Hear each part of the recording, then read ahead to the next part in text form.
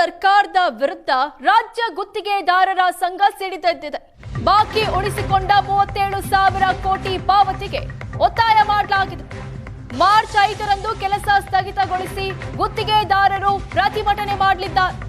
ಬೆಂಗಳೂರಿನ ಫ್ರೀಡಂ ಪಾರ್ಕ್ನಲ್ಲಿ ಬೃಹತ್ ಪ್ರತಿಭಟನೆಗೆ ನಿರ್ಧರಿಸಲಾಗಿದೆ. ಸಿಎಂ ಸಿದ್ದರಾಮಯ್ಯ ಈವರೆಗೂ ಅಧಿಕೃತ ಸಭೆ ಮಾಡಿಲ್ಲ. ಗುತ್ತಿಗೆದಾರರ ಸಂಘದ ರಾಜ್ಯಾಧ್ಯಕ್ಷ ಆರ್ ಮಂಜುನಾಥ್ ಹೇಳಿಕೆ ಕೊಟ್ಟಿದ್ದಾರೆ. ಬಾಕಿ ಬಿಲ್ ನೀಡಿ ಅಂದ್ರೆ ಅದು ಹಳೆ ಸರ್ಕಾರದ ಬಿಲ್ ಅಂತಾರೆ. 2.5 ವರ್ಷವಾದ್ರೂ ಅದೇ ಕಾರಣ ನೀಡ್ತಾರೆ. ಎಲ್ಲಾ ಸಚಿವರು ತಮ್ಮ ತಮ್ಮ ಪ್ಯಾಕೇಜ್ ಮಾಡಿಕೊಂಡು ಸುಮ್ಮನಾಗಿದ್ದಾರೆ ಅಂತ ತಮ್ಮ ಆಕ್ರೋಶ ವ್ಯಕ್ತಪಡಿಸಿದ್ದಾರೆ. ಬಾಕಿ ಉಳಿಸಿಕೊಂಡ 37,000 ಕೋಟಿ ಪಾವತಿಗೆ ಒತ್ತಾಯಿಸಿ ಈಗ ಪ್ರತಿಭಟನೆಗೆ ಮುಂದಾಗಿದ್ದಾರೆ. ಮಾರ್ಚ್ 5ರಂದು ಕೆಲಸ ಸ್ಥಗಿತಗೊಳಿಸಿ ಗುತ್ತಿಗೆದಾರರ ಸಂಘ ಬೆಂಗಳೂರಿನ ಫ್ರೀಡಂ ಪಾರ್ಕ್ನಲ್ಲಿ ಪ್ರತಿಭಟನೆ ಮಾಡಲಿದ್ದಾರೆ. ಸಿಎಂ ಸಿದ್ದರಾಮಯ್ಯ ಈವರೆಗೂ ಸಭೆ ಮಾಡಿಲ್ಲ. ಬಾಕಿ ಬಿಲ್ ಕೇಳಿದ್ರೆ ಅದು ಹಳೆ ಸರ್ಕಾರದ ಬಿಲ್ ಅಂತ ಸಬೂಬು ಕೊಡ್ತಾರೆ.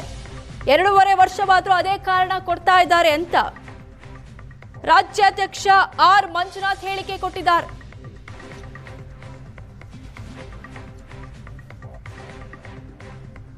ಹಾಗಾದ್ರೆ ಯಾವ ಇಲಾಖೆಯಲ್ಲಿ ಎಷ್ಟು ಬಾಕಿ ಇದೆ ಹಣ? ಲೋಕೋಪಯೋಗಿ ಇಲಾಖೆಯಲ್ಲಿ 8,37,076 ಕೋಟಿ, ಜಲಸಂಪನ್ಮೂಲ ಇಲಾಖೆಯಲ್ಲಿ 13,000 ಕೋಟಿ, ಸಣ್ಣ ನೀರಾವರಿ ಇಲಾಖೆಯಲ್ಲಿ 3,000 ಕೋಟಿ ಇದೆ. 2 ವರ್ಷದಿಂದ ಈ ಸರ್ಕಾರ ಬಂದು 3 ವರ್ಷದ ಪೆಂಡಿಂಗ್ ಬಿಲ್ ನಮ್ಮ ಹತ್ರ ಇದ್ರೂ ಸಹ ನಮ್ದು ಪೆಂಡಿಂಗ್ ಬಿಲ್ ನಾವು ಕ್ಲಿಯರ್ ಮಾಡಲಿಕ್ಕೆ ಸರ್ಕಾರ ಮನಸ್ಸು ತೋರಿಸ್ತಾ ಇಲ್ಲ, ಆಸಕ್ತಿ ತೋರಿಸ್ತಾ ಇಲ್ಲ. ಮನೆ ಮುಖ್ಯಮಂತ್ರಿಗಳಿಗೆ ಹಲವಾರು ಸಾರಿ ನಾವು ಪತ್ರದ ಮುಖೇನ ನೇರ ಭೇಟಿ ಮಾಡಿ ಚರ್ಚಿಸಿದ್ರು ಸಹ ಇದುವರೆಗೂ ಸಹ ಯಾವುದೇ ತರವಾದ ಒಂದು ಅಧಿಕೃತ ಸಭೆ ಅಂದರೆ ಅಫಿಷಿಯಲ್ ಮೀಟಿಂಗ್ ಮಾಡಿಲ್ಲ ಮನೆ ಮುಖ್ಯಮಂತ್ರಿ. ಯಾಕೆ ಅಂದರೆ ಅವ್ರಿಗೆ ಮಾಡಿದರೆ ಮತ್ತೆ ಕಮಿಟ್ಮೆಂಟ್ ಆಗುತ್ತಲ್ಲ ಅಂತ. ಈಗ ಆಯಿತು, ನಾವೀಗ 7 ಜಿಲ್ಲೆ ಮುಗಿಸ್ಕೊಂಡು 8ನೇ ಜಿಲ್ಲೆ ಜವಾಬ್ದಾರಿ ಪ್ರವೇಶ ಮಾಡ್ತಾ ಇದ್ದೀನಿ. ಆದರೂ ಸಹ ಇದುವರೆಗೂ ಸಹ ಅವರು ಪ್ರತಿ ಇದು ಆಗಿರ್ತಕ್ಕಂಥ ವಿಚಾರಗಳು ಎಲ್ಲವನ್ನೂ ಸಹ ನಾವು ಅವರಿಗೆ ಡೈಲಿ ಅವರು ಪತ್ರಿಕಾ ಇವರಿಗೆ ಸಹಾಯಕವಾದಂಥ ಅವ್ರಿಗೆಲ್ಲರಿಗೂ ಸಹ ಡೈಲಿ ನಾವು ಅಪ್ಡೇಟ್ ಮಾಡ್ತಾ ಇದ್ದೀವಿ. ಅಪ್ಡೇಟ್ ಮಾಡಿದ್ರು ಕೂಡ ಅವರು ಯಾವುದೇ ಥರವಾದ ತಲೆ ಕೆಡಿಸ್ಕೊಳ್ತಾ ಇಲ್ಲ.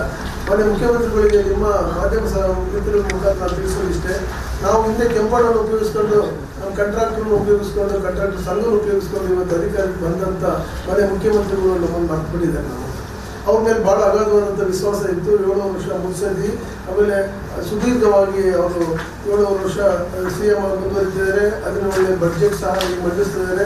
ಇಷ್ಟಾದರೂ ಸಹ ನಾವು 6 ತಿಂಗಳಿಗಾಗಲಿ ವರ್ಷಕ್ಕಾಗಲಿ 2 ವರ್ಷ 3 ವರ್ಷ ಈ ಥರ ಕಾದರೂ ಸಹ ನಮ್ಗೆ ಯಾವುದೇ ತರವಾದ ಅವರಿಂದ ಈ ಸರ್ಕಾರದ ನಮಗೆ ಬೆನಿಫಿಟ್. ಆಗ ಅದಕ್ಕೋಸ್ಕರ ನಾವು ಸುಮಾರು 100 ಪುಟಗಳು ಅವ್ರಿಗೆ ಏನು ಟ್ರಾನ್ಸಾಕ್ಷನ್ ಮಾಡಿದ್ವಲ್ಲ, ಅದು 100 ಪುಟಗಳು ನಾವು ಅವರಿಗೆ ಚೀಫ್ ಸೆಕ್ರೆಟರಿ ಅವರಿಗೆ ಇದನ್ನೇ